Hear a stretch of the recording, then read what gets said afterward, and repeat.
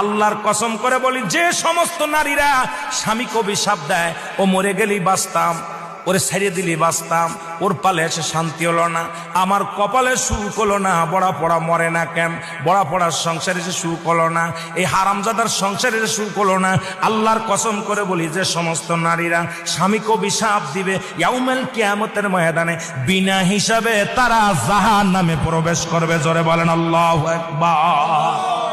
আমার মারা যারা মাইকের আওয়াজ শোনেন, শুনে নেন,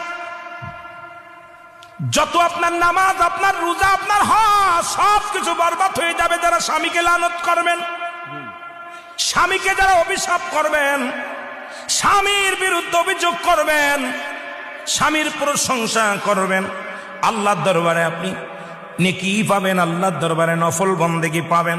সারা রাত পরে আপনি ইবাদত করেছেন, আর একবার বলেন, আপনার মার কাছে বলেন,